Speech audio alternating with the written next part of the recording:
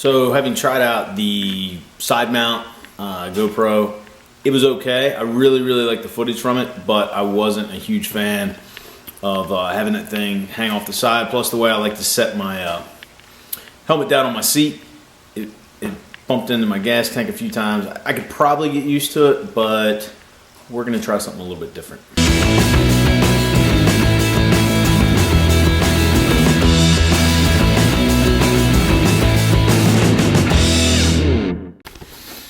So here in front of me, I've got the GoPro helmet front mount.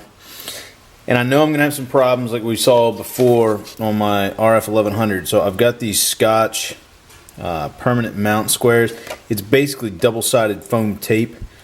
So with these two things, I'm going to see what we can get done. Well, this is the setup I'm going to try next to see if I like it any better. In the meantime, I'm not going to take this mount piece off the side. I want to try this out.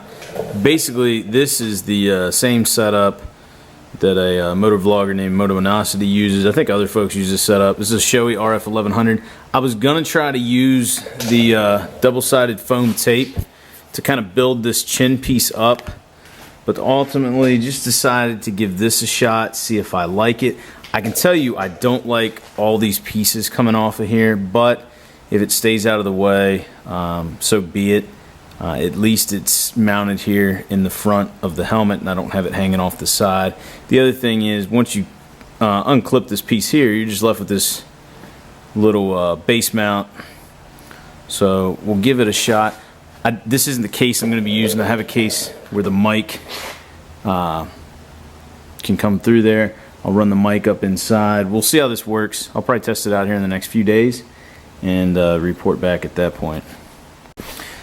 Just one more quick thing. I will post a link to Motovenosity's video because he does a really good job of explaining it. Basically, all this piece, or all these pieces are here, are the front mount, helmet front mount kit. These pieces here are part of your side mount that comes with your GoPro, so you shouldn't have any problems acquiring those. I use the Allen head screws on there, so I don't have all the GoPro attachments in the way. And you can pick those up at Lowe's for like less than 50 cents a piece. So anyway, I will link his video and we'll see how I like this, and you guys let me know what you think. Alright, I guess we're going to test out the GoPro from the chin mount position today. See how that does. I'm running my Hero 3 Plus Black. I'm going to have to adjust this mirror over here on the right. I bumped it earlier when I was in the garage. A little bit of a blustery day today. We're not going to get too many riding days left, I'm afraid, until it's going to be too cold.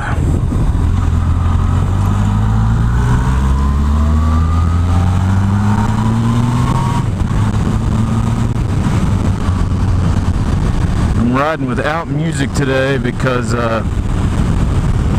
my Sena headset, or Sena, whatever you want to say, headset battery died right as I was taking off. I haven't been out on the bike in a little over a week, and that thing hasn't been on the charger for a few weeks, including the trip up to Pittsburgh, so I'm sure it was due.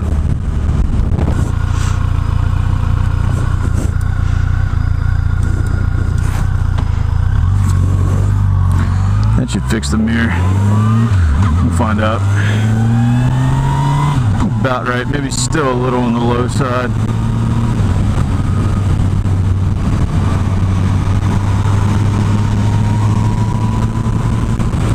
Just getting ready to flip over 46,000 miles on this bike.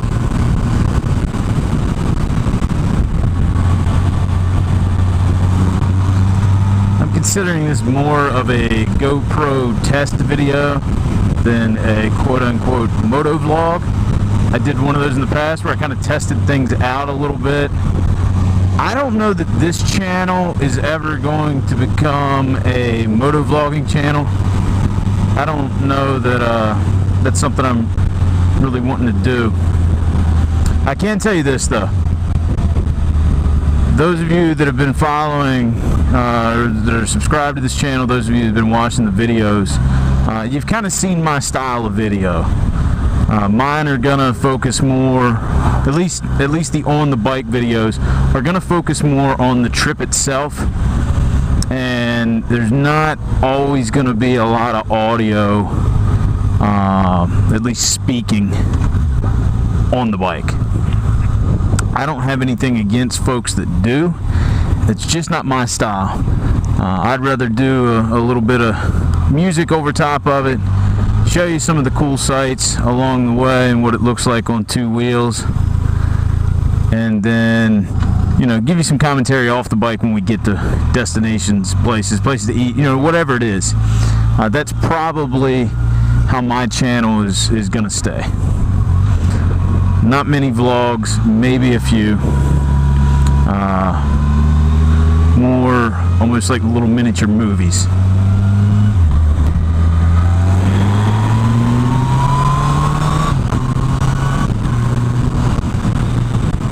Finally got around that guy.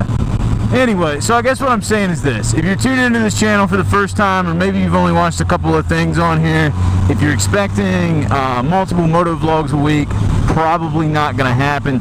Definitely not going to happen anytime in the near future. This channel predominantly is going to be about motorcycle trips and traveling. We are going to do some videos on my C70 project, going to get it up and running. I think that'll be something cool to work on in the winter. Depending on what part of the country you're in, maybe you can ride, maybe you can't. Unfortunately, in my area of the country, not going to be a whole lot of riding going on in the winter time.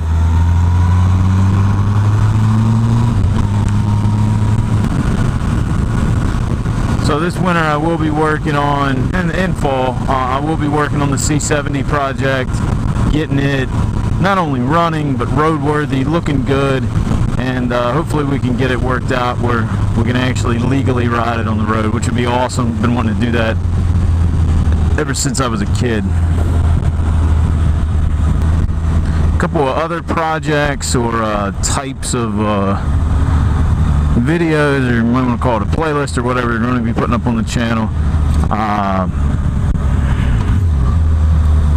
Buddy and I are going to start doing review videos. There'll be more on that later. I'm really looking forward to that. I think we can, you know, get some cool products on here for you guys to check out that maybe you're just now seeing for the first time, or maybe you've seen before and you want to know, hey, are they any good before I, you know, spend my hard-earned money on them. And we're going to try to at least provide you enough information to make an informed decision. So I'm hoping this footage turns out pretty good, and you know, we can actually use some of it. I'm going to ride down to Charlestown this afternoon. Just a real quick trip. It's not very far from my house. There is a really fun road that I'm planning on running up, that I might run past the casino and then head back to the house. Another thing I'm out here doing, testing out this camera today, you know, like I was saying earlier, I have a kind of a style of video that I like to shoot, and I'm planning on shooting quite a bit of next year. And while it was nice to have a handheld camera, my girlfriend riding on the back so a passenger can operate, that's great. I would like to have one. You know, I'm trying to decide if we're going to have one mounted on the bike, we're going to have one mounted on my helmet here. Maybe we even go with the third camera. We'll probably still do the handheld. Then we got the cameras for the off-the-bike stuff. But just playing around with different configurations to figure out, you know, how can we capture the best footage to share with you guys here on the channel when it comes to our trips. That said, there is a fine line of capturing the best footage, but I'll be honest, we could make these videos much better. But you got this fine line you don't want to cross, and that's the convenience factor. I love being able to have that camera in the bag, and when we see something cool or we know something's coming up, I can just grab it out of the tank bag, hand it to her, she hits the on button, we're good to go, and you know, we just carry some extra battery packs. Having one mounted on the side of the bike, that's something else you got to remember to turn on and turn off and worry about battery life. Now, I have been playing with some battery eliminator kits, But then we got wires to be concerned with, and if we're going to leave it on there all the time, great. But then keep in mind, we got to park the bike sometimes when we're going to check out sites, and you can't really leave, you know, your camera equipment mounted on your bike, or it's not going to be there when you come back. So that's where we're kind of playing around with some different mounting options. We're probably going to go with 2 GoPros next year, but there's a possibility for a third. You know, we never know. If we're riding, there's also a possibility on some of these trips we're going to have more than just us on the ride. We might have another bike or 2 along with us. In that case, you know, it's really going to expand what we can do, because some of my riding buddies have GoPros too. And, you know, we can capture some different types of footage that we wouldn't be able to do from a single bike.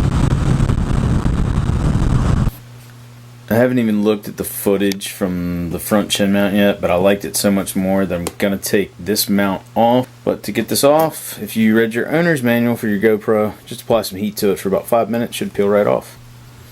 And after like 2 minutes, the thing popped right off there. Leaves no residue whatsoever behind.